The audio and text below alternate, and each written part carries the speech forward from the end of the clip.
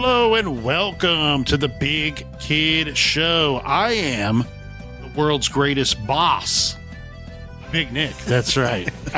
Joining me here today, as always, on the Big Kid Show, I got two of your favorites, two of my favorites, two of our besties. We got Streetwater Mark and Mr. B joining us tonight. And what are we going to be doing tonight?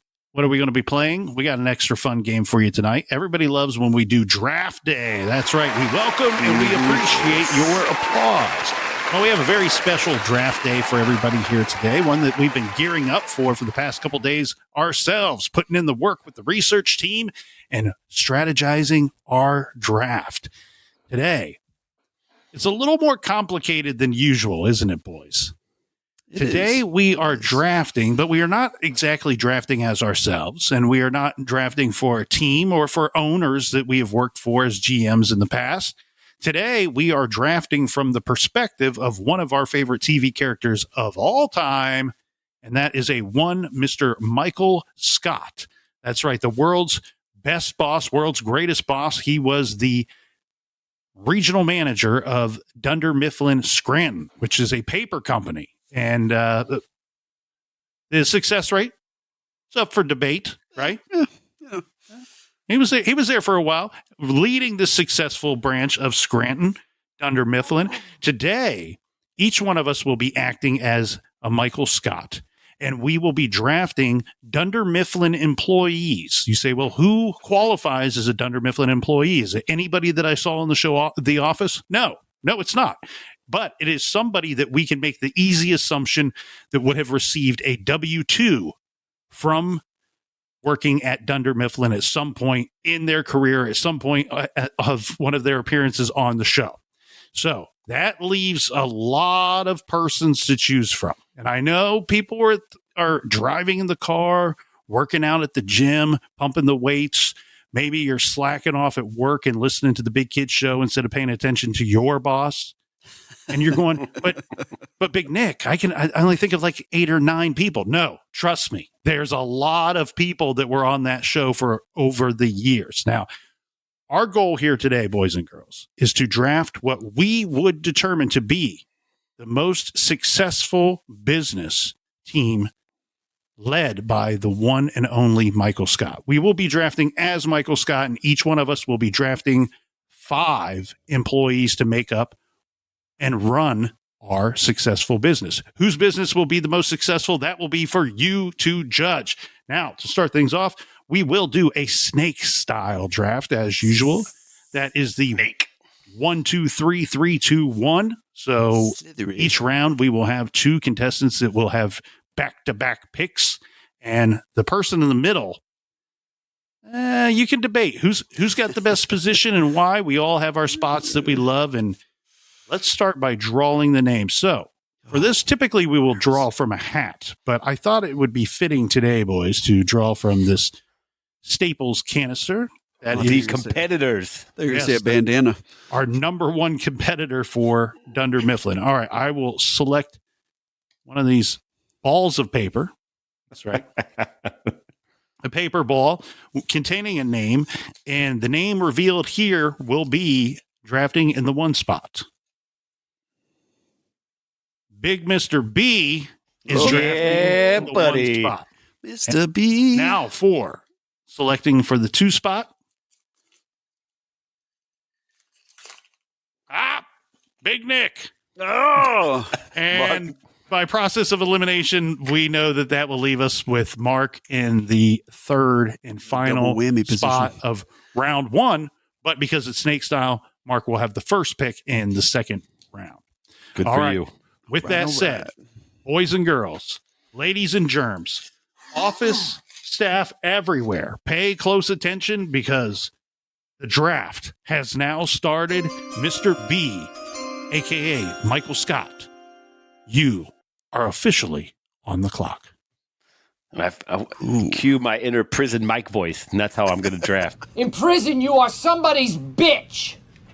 Oh, and you, my friend, would be the belle of the ball. Don't drop the soap. I think the number 1 pick's easy for me because this guy was a great salesman.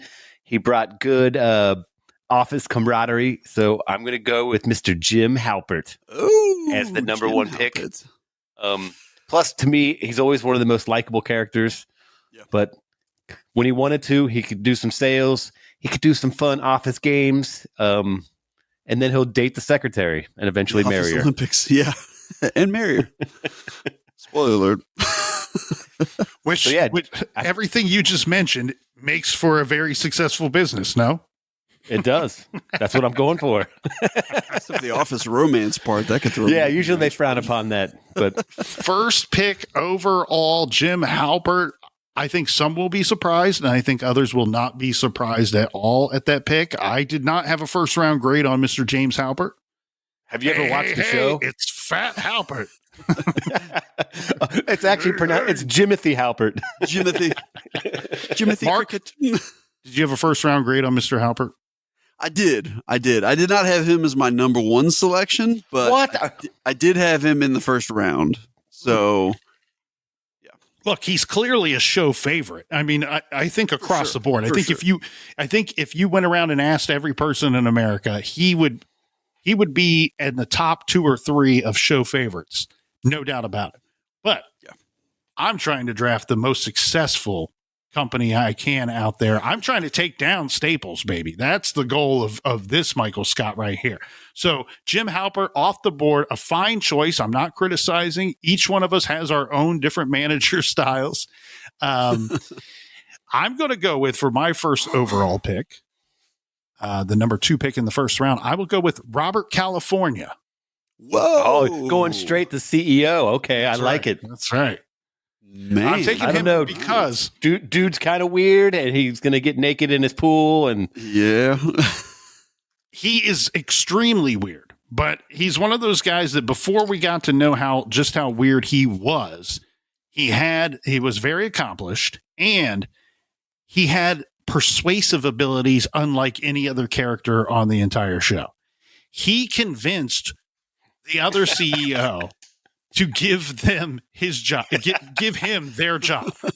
So remember, he was applying for the manager's position and ended up being CEO.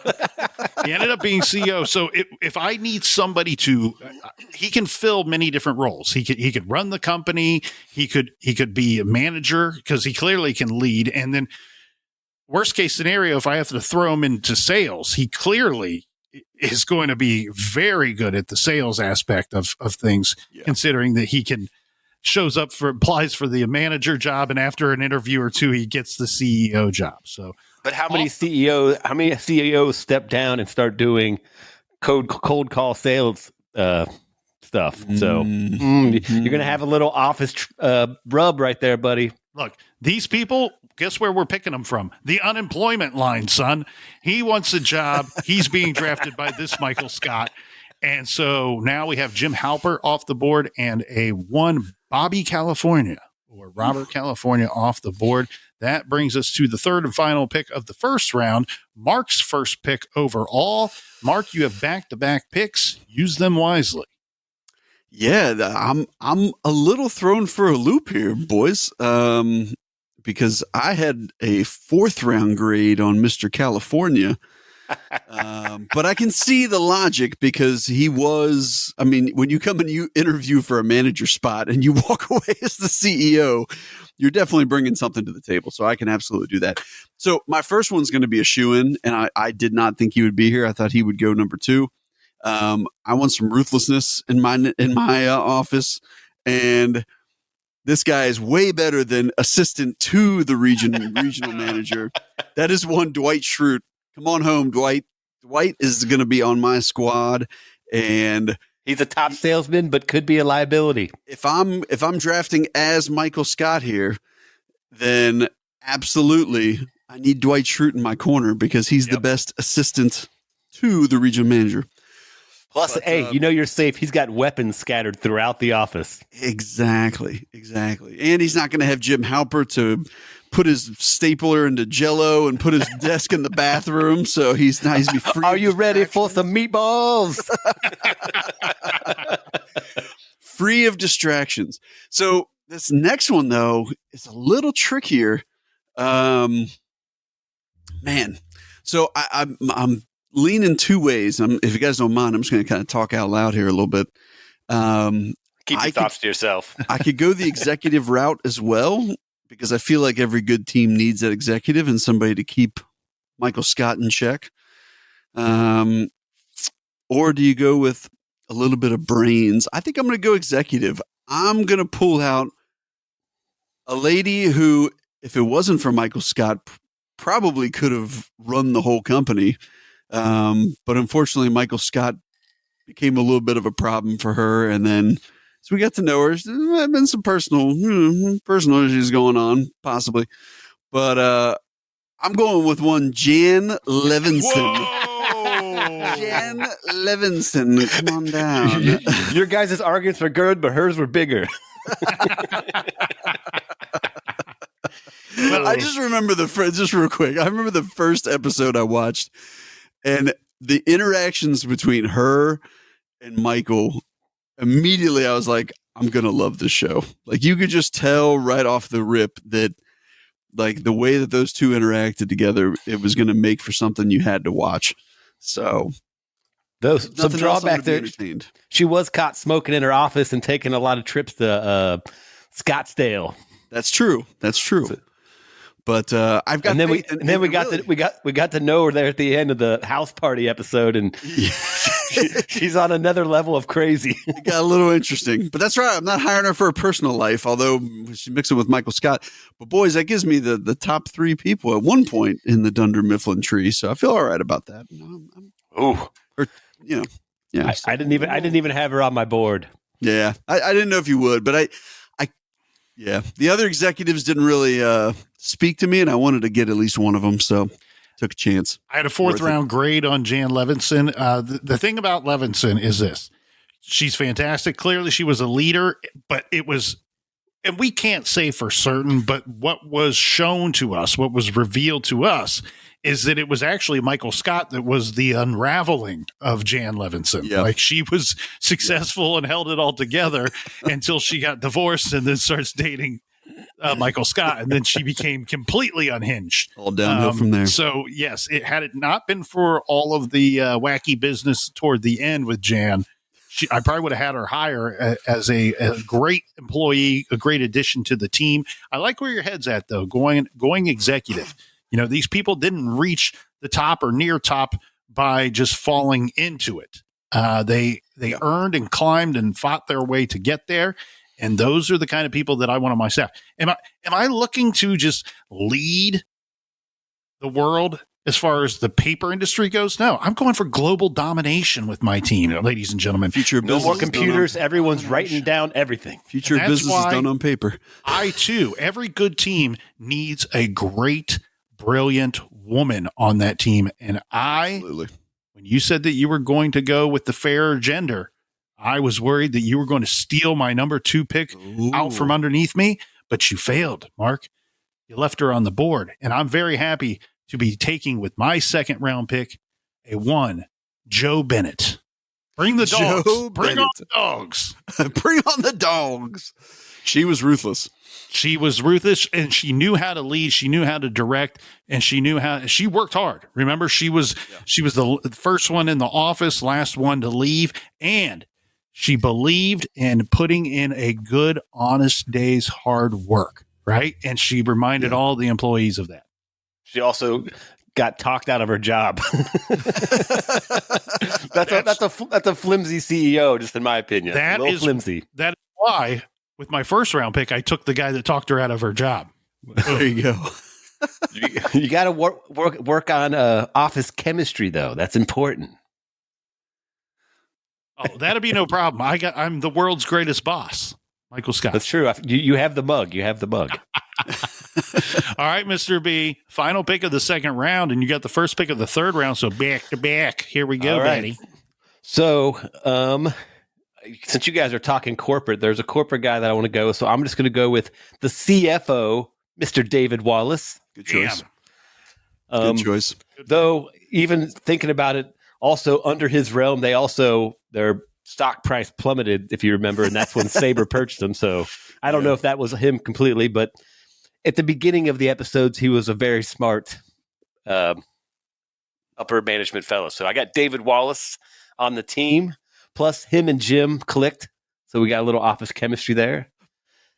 And then we're going to move on. Also, don't forget the inventor of the Suck It. Hey, if you want, I'm sure I could get Arnie on board. You want to join us for Suck It? Work together again. The what? Suck It, that's what it's called. Oh, okay. Huh? Catchy. Kids will love it. I get it. There are very few things that would make me not want to team up with David Wallace. And Suck It is one of them.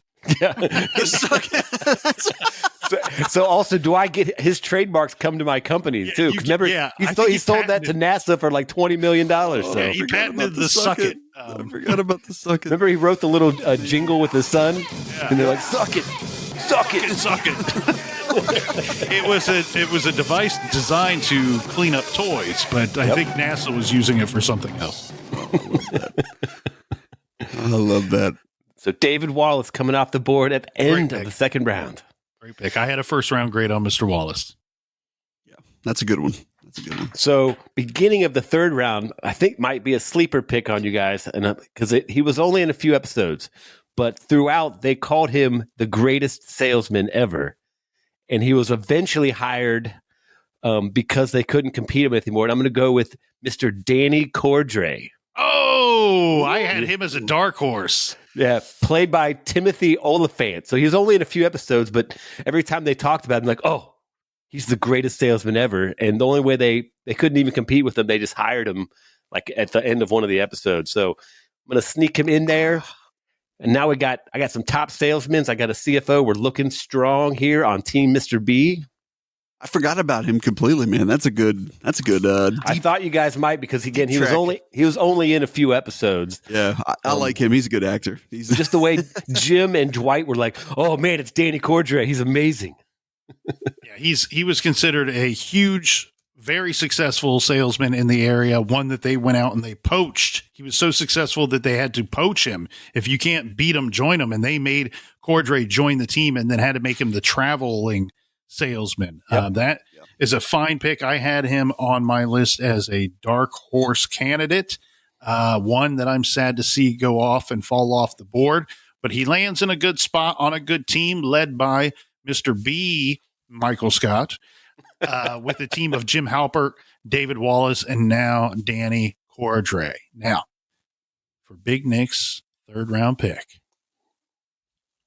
I'm going to go with a man who not only brilliant, smart, capable, but also a fine soccer player. I'm going to go with one Charles Minor. Charles Minor.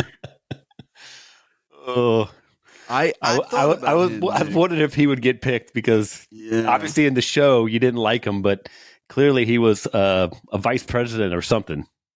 Yeah, he was a powerful individual on the show. He didn't have a liking for Mr. Jim Halpert, and so Halpert's not on my team, so there shouldn't be any issues there. Of course, him and Michael Scott did not get along as well because Michael Scott was running his company from the basement of the building, I believe, and trying to compete with Charles Minor running. He was in the 5th season. He was the vice president of Northeast sales for Dunder Mifflin, which was a position that was once held by Ryan. He, after Ryan fell to pieces, the very capable Charles Minor took over. And maybe I'm confused. I thought, oh, you're right. See, I thought initially that he took over the role that Jan had, but maybe I'm mixing that up. So. Yeah, well, yes, that could be. So it could Jan, Ryan, Charles Minor. Is that what we're saying? Maybe that's what it was. Yeah, I think so. Okay. Yeah, because Ryan grew the beard. Yeah, and then got arrested. Yeah. Oh man, Charles Minor. Plus, hey, plus you got a big dude. He's a big guy. He can handle himself if some stuff happens in the office. Man, you got a little intimidated. I mean, he had Michael Scott army crawling through the office floor trying to get people to come down with him. And you are exactly right there, Mr. B. In the early episodes, Jan Levinson was the vice president of Northeast sales. Okay. And then it became Ryan and Charles Minor. Okay. Gotcha. Yeah. Unfortunately, Ryan fell into drugs. Drugs and $250 haircuts. That's right. Yeah. That's right. All right. Wow, we're flying right here. Yes, we are, boys. Mark, Streetwater Mark, you are up again, drafting as Michael Scott. You already have the fearless Dwight Schrute, who we didn't even get into his martial arts training. But you had Jan Levinson, and now you are making your third pick, the final pick of the third round. What say you? So I've still got quite a few people in my top 10 that are on the board, which actually kind of makes it a little bit of a challenge.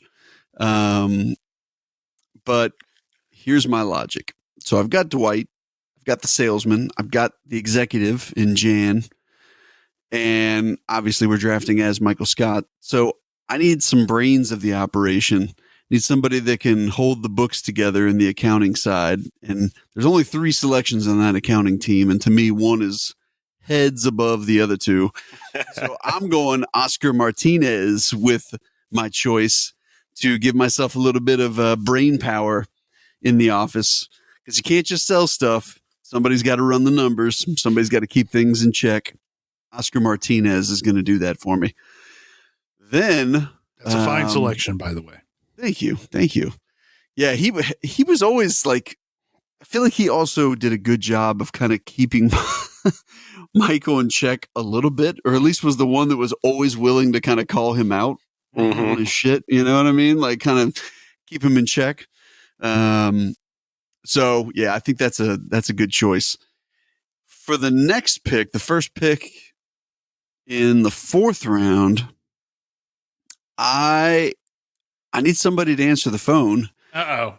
And I think that since Jim is not going to be in my office, the productivity level could really go up here. And she has the capability. She's smart enough to do the sales side of things if she needs to. She's tried that out. She's wet her feet. Maybe not the best saleswoman, but she's not good. She was not. She's wet her feet there. But I feel like she's she could come up with new logos if we need to. She's no Phyllis. And artwork. She's not even a Stanley. No, I'm just kidding. I'm going Pam Beasley. Pam Beasley to Pam fill Beasley out / Halpert. Yep. Halpert. That's right, Pam Halpert. But not in this world, because she's not with Jim anymore. She's the office sweetheart. That's right. So I'm bringing the ladies in, man. I need some smart, hardworking ladies on my crew, because the ladies can kick some ass.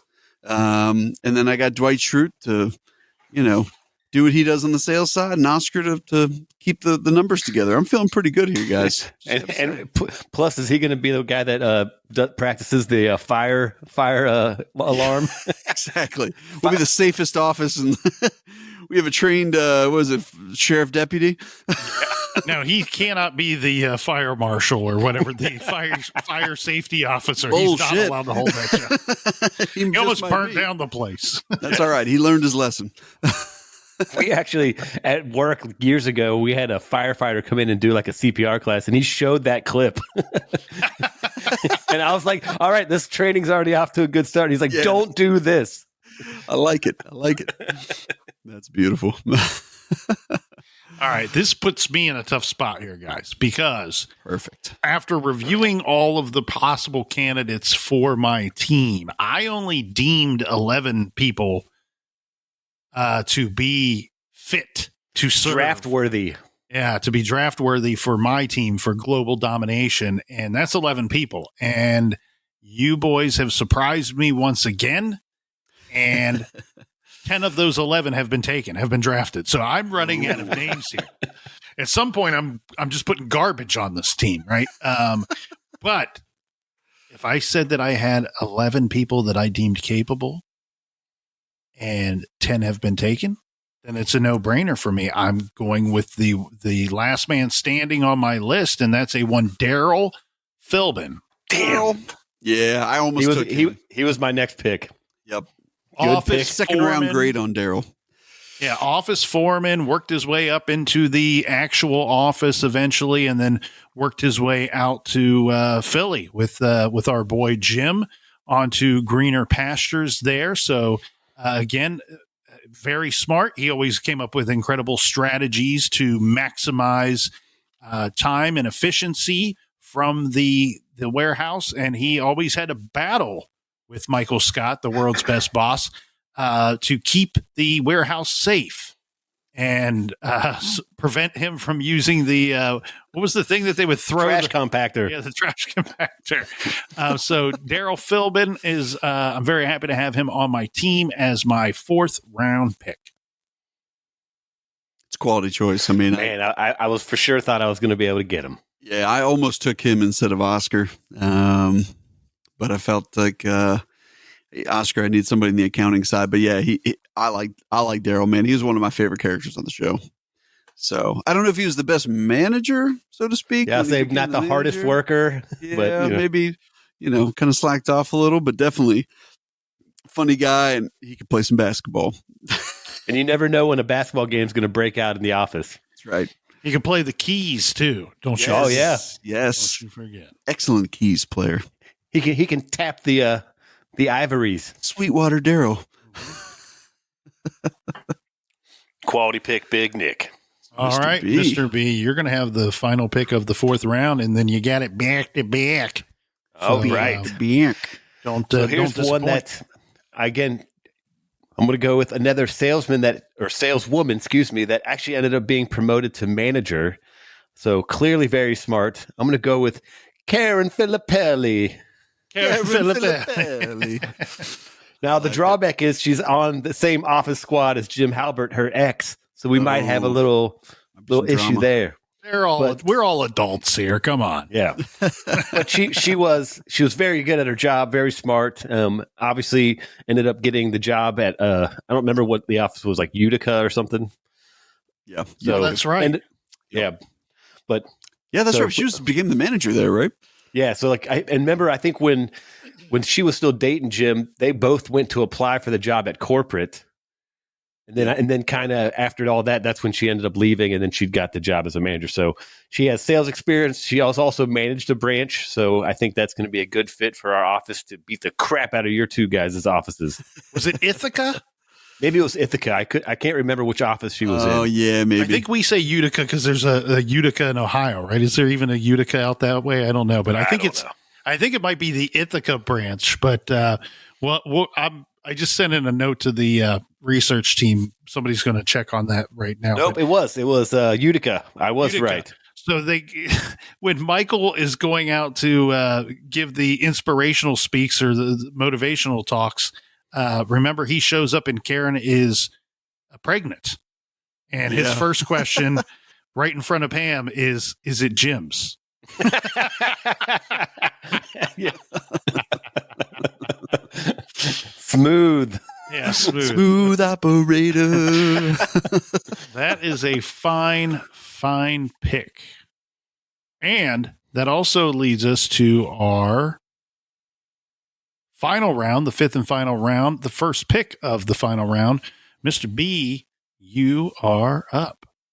And now the picks start to get a little, Yes.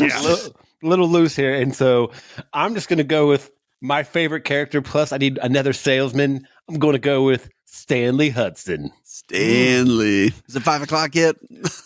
Hey, he's not there to mess around. I know even Jim's like, hey, do you got any games? He's like, yeah, it's called Work Hard so my kids can go to college. I enjoy the tangy zip. I love Stanley. Miracle Whip. Stanley Hudson. He's been on the sales team forever. He goes. So, hey, He's ready to roll their eyes. He's got you covered. Yeah, he's a grinder. He's no nonsense. He's going to get it done. And then when he goes to remember he was in Florida, then he knows how to cut loose and party a little bit. He's like, put on some Kenny Loggins. Kenny Loggins. So I'm going to go with Stanley. Plus, I just love Stanley's character. That's Boyd, you lost your mind? Because I'll help you find it. I'll help you find. Oh shit! I forgot about that line. You lost your mind. I help you find it. Beautiful, beautiful. I love So that rounds out my squad. For the most part, I got everyone I was really thinking that I was going to be able to get Daryl Philbin, but hey, I'm pretty happy with the team we got here. It's a good squad. It's a good squad. Now, I'm in a tough spot here. Tough spot. And you know what? Now that I think about it, I got somebody that I was eyeballing, and I don't know if he is eligible for. There was somebody you had talked about in pre-production that I thought you might go after. Oh, This is actually when we first started talking about the idea, but he's a little bit of a wild cannon, so I don't know. well, A loose cannon, I should say. Wild cannons are really scary. Wild Yeah, cannons. those So are- watch out. Yeah. Shoot. All right. I think. Big Nick scrambling here. Yeah, I ran out of people on my list. And so not prepared. So already poor management, which also sounds like something Michael Scott would do. He would show up to a draft with only 9 names. I had the dream team listed. Okay. And you guys, I underestimated the competition here, but Do you know me and Sweetwater? I mean, we bring the Thunder every day. Every time. I feel like Mark didn't even go into work all week just to prepare for this draft. All I did personally, was I'm not going to lie. I see your guys' team, your team of 5, and I'm sitting here with my team of 4 and feel like we've already schooled you. I don't know, buddy. I don't even need to fill the final position. So you know what? I'll go with a. Well, and I'll save. I don't remember. What episode were they in? I will save a discussion for afterward.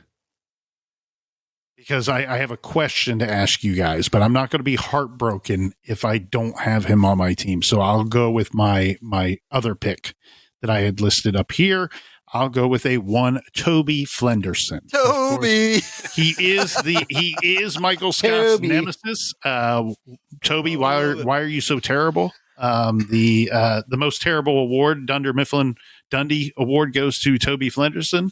I'm going to go with him because he was very smart, of course, and you want to talk about staying cool as a cucumber. You know, no matter what was done to him, he just kind of rolled with it. And I think that maybe there's kind of a quiet brilliance with Toby. So I'm going to see if I, as the world's greatest boss, can motivate Toby to be better than what he is and has shown. And I feel good about my pick here. So Toby Flenderson will round out my team. Toby, actually, I mean, he did his job good. It's just his job was usually to be enforcing the rules of keeping the office in line. So no one usually likes HR. I mean, if HR is involved, that means you did something wrong. They don't get involved and say, hey, you know what? You guys should do more crazy stuff. Exactly. Right. Exactly. No, I was wondering if somebody was going to take Toby. There's going to be some drama inside of your and some hateful looks behind hand gestures. Well, that's why our research team's such a mess, because we don't even have an HR department. Exactly. They're just running amok. It's like a Lord of the Flies in there. Poor guys and gals. Nobody on the research team lives past 39. So do we need an HR? Like, what's the point in having benefits? That's a Good point. Yeah, they sold all their benefits to buy a bunch of, drugs and firecrackers. And who assembled that team, Mr. B? Huh? Well, that's hard. You guys put all the hiring on me, and I got a busy schedule. Look at this crack squad that you put together. All right, Mark, how do you feel? You're going to have the final pick of our world's greatest office team draft. Mr. Irrelevant, so to speak. Yes, and, or Mrs. Or Mrs. Irrelevant. Yep. Yeah, there's still a lot out there. It's definitely a picked over list. It's not. There's no superstars that are still sitting out there waiting to be picked. We're down to nothing. we're down to the nitty gritty here. But I think I need one more salesperson to help out Dwight. He can't be there by himself. This guy's got some anger issues. I hope he doesn't put any holes in my office walls. But we got to bring home the Nard Dog, Andy Bernard. Andy Bernard. Andy was a good salesman, a bit of a head case, but I think he was a mediocre salesman. He usually was at the bottom of the sales list. That's true. But I feel like Dwight was able to kind of help keep him in check and keep him in line, at least for a little bit. So hopefully Dwight can crack the whip or the nunchucks and keep Andy in line. But yeah, I feel pretty good about that, boys. I got an executive with Jan. I got 2 salesmen, Dwight and Andy. I've got Oscar running the numbers and Pam answering the phone. I got myself a full office. I'm feeling pretty good about it. So, should we recap them all, Big Nick? I think so. We should. I got a question I want to ask you guys when we're done recapping. And maybe an honorable We should, but mention before here or we get to that, I want to can I name the branches of Dunder Mifflin? Please do. Okay, so I found something here that states they're more than I thought there to be. So Stamford, which we know closed, right? Because that one was run by Josh, correct? And that's where the guy that he jumped ship at the last second. They played Call of Duty. Karen and Andrew Bernard, and remember there were like 5 people that were sent over from Stamford to Scranton, and I think it was Andrew Bernard that said it was kind of like Survivor, and they're dropping one at a time, and they were down to just a few of them. So Stamford, which closed, absorbed by Scranton, then Utica. We also have Buffalo, which the Buffalo branch closed. Was that the one that they announced that Michael Scott announced at the company picnic? I think so. Yeah, there was one that he accidentally announced at the company picnic. We have Rochester. We have Yonkers, which closed. Albany, which closed. Akron, Camden, which closed. Nashua, which is where we had Holly Flack from. Pittsfield, which closed.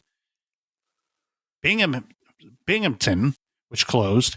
Syracuse, and of course there is Scranton. So we joked at the top of the show that Michael Scott and Scranton branch not so successful, but it didn't close. That was one of the branches that did not close, and we can see that there were 1, 2, 3, 4, 5, 6, 7 7-ish that closed. So kudos to Michael Scott, and let's go through the picks here. Mr. B had the first pick, so we will read off his team first.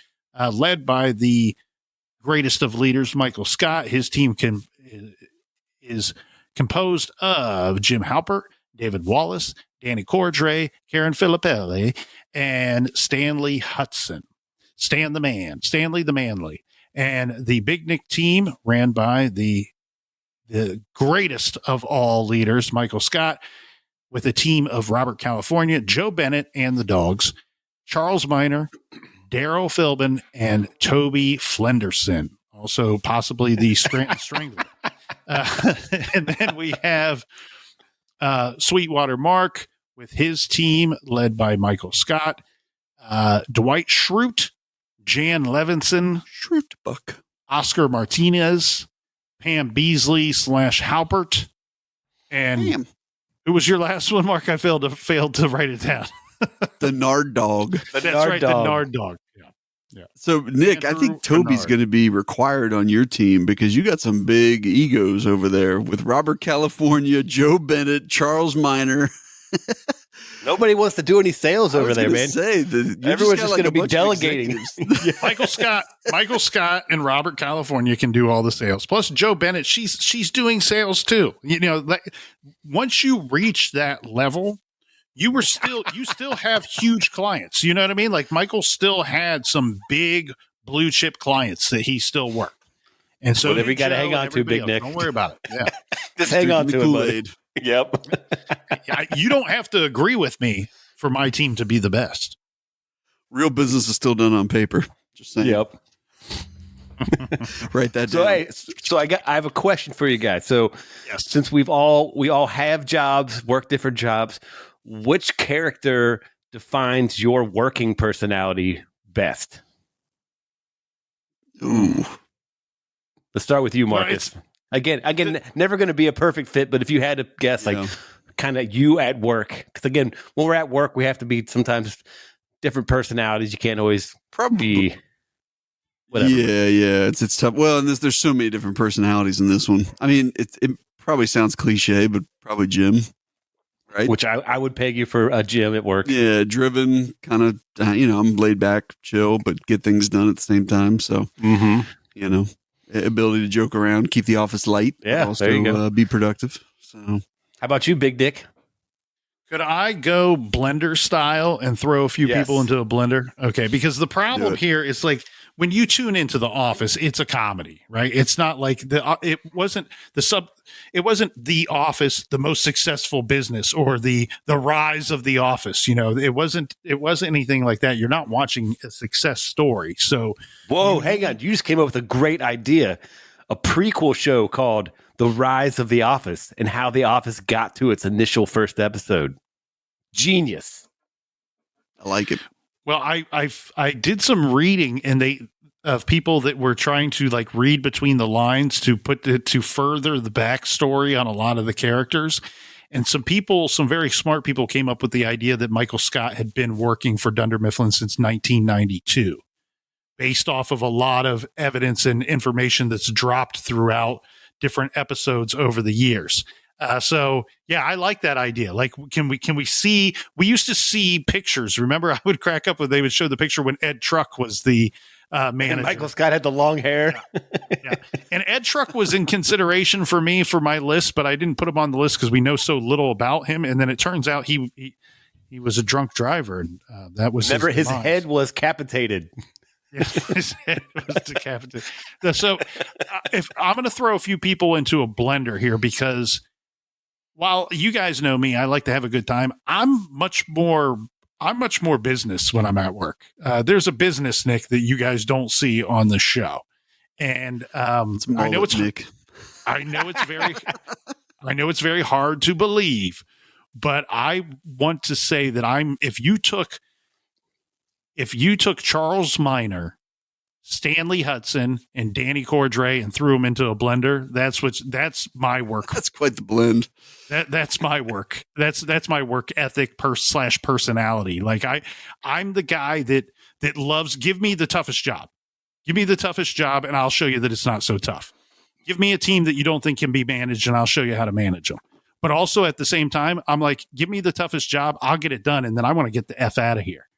Because I work for me at the end of the day, not for you, not for anybody else. I work for my responsibilities. So, yeah, I think that would be the kind of person if I had to choose. Because the problem is what makes the show so great and so special is all of these individuals' flaws.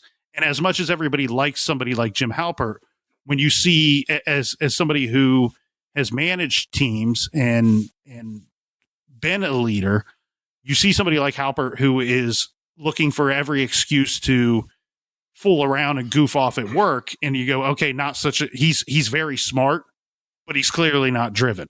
He's not ambitious. He's very good at sales, but how good could he be if he was actually ambitious? You know, and we know that the guy he makes so much fun of, Dwight Schrute, he never beats him in sales. So it's one of those things where, yes, is he very likable? Does everybody want to be his best friend? Does everybody think he's probably the cool guy in the office? Sure. But is he really the best he can be at his job? And I say no. That's deep, buddy. Shots fired. Yeah. So step it up at work, Mark. Yeah, seriously. Now going to change my answer? Well, to defend Are you Jim doing Halpert. Office Olympics all the time at work, Mark? Are you Yeah, the see- organizer? See, hang on. I disagree there because I think sometimes the office needs stuff like that. Mm. You know, you got to have something that's, do. if it's nonstop work, it's you get burnout and you have all these other things. So it also should be a place that's should be fun to come to. And if you actually remember when Jim eventually took the job with that athlete or Athleen, remember he was doing the sports marketing at the end. Then he was very driven because he was doing something he loved. So a lot of us also have jobs that maybe we don't love, but we were going to work hard at it. So selling paper, probably not anyone's top choice when they're a senior in high school. Like, I can't wait to sell paper. Yeah. What about you, Mr. B? It's a dying business. So it's funny. Like, my first thought, I was like, I'm probably more like Dwight Schrute with a sprinkle of Jim Halpert and then a little bit of Stanley Hudson of like, all right, I'm here. I'm going to do my job. But when it's time to go, time to go. Get it done. Yeah, I'm not gonna leave anything unfinished. But when it's done, when it's done, and the clock says a certain time, he gone. You know, I'm out. I'm outdoors. Yeah, I mean, depending on what my job is, I'm not taking it home with me. I'm going to get it all done and be ready and then have my stuff ready for the next day and then get back at it. But throw in a little Jim Halper because we'll do a little Office Olympics. And prank some people every once in a while. It's fun. Some lighthearted prankedness. Prankedness. I like that. So I just was curious that, well, as we were doing our draft, it made me wonder what you guys thought. So thank you guys for your answers. Absolutely. I can't believe, Big Nick, that you did not take Todd Packer. That's who I was thinking about. You had mentioned Todd Packer. You mean for my? I thought you were going to say that I'm the Todd Packer of work. No. Not on your squad. On your squad, I thought you could use a little. Well, you got Toby, so you got HR, so maybe you don't want to mix. I mean, Nick does have a license plate that says "well hung."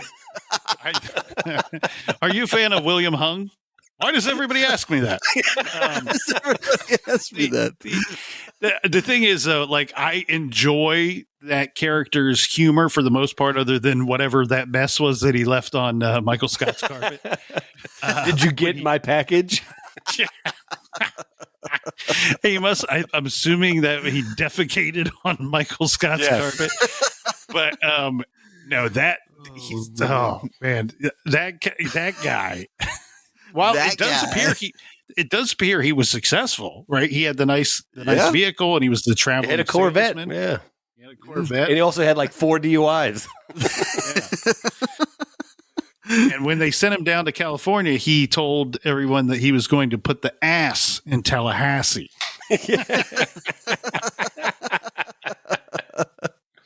Oh, all right, great draft, fellas. Yeah, fantastic draft. And look, every week we tell you the same thing. Tell your friends, get some more friends, and then tell them about the Big Kid Show. Invite them to be a big kid as well, because we are all big kids. But we want to invite you to tell us what you think, right? You can leave us a nice review. You can leave us a bad review. We can take it. We got thick skin. But right. Leave us a nice review. Leave us a suggestion. You can hit us up on social to give us a topic suggestion for the night. And here's somebody that left us a fantastic review. So we want to give a shout out to Ken4404, leaving a 5-star review. He said, 3 of the best idiots you will ever listen to. I think he might be onto something here, Mr. Ken44. Yeah. No, hey, it's a bit of a backhanded compliment. I agree. 3 of the best idiots you will ever listen to, says Ken4404. And he goes on to say, these 3 truly hit home with me. They can make fun of each other. They come up with good topics. They make me laugh, and they are the same age as me. So that helps. I am proud of you guys, except Brian. No one is ever proud of Brian. Ow. Yikes. That cuts deep. Man. I'm also curious. We need to put the research team on this and figure out who this Ken4404 is, because I'm curious to know how he knows that he's the same age as us. We've never said our exact age, have we, on the show? I have seen the vehicle outside of my house here a little bit. I could be 27 or 52. You guys have no idea. Or 66. Anything's possible. Yeah. Keep an eye out, boys. Make sure you're not being followed. Make sure that you are not being followed. Stay safe out there, boys. Ken4404, we're on to you. We got the whole research team. Research team after you, and that's one wicked squad right there. You Suicide Squad? Yeah, you damn right, Ken. You damn. They're all right. hopped up on monsters and pizza. Watch out. All right. Well, we agree with Ken. We are 3 of the best idiots you will ever listen to, and tell your friends to listen to us as well, because everything we just talked about here tonight, kids, more proof that we are all just big kids. Plenty of space in the parking lot, but the little cars go in the compact spot. Spot. Snack attack time. Don't lose your head. We like Cugino's for the tasty bread. They call it Scranton. What? The Electric City. Scranton. What? The Electric City. Scranton. What? The Electric City. Scranton. What? The Electric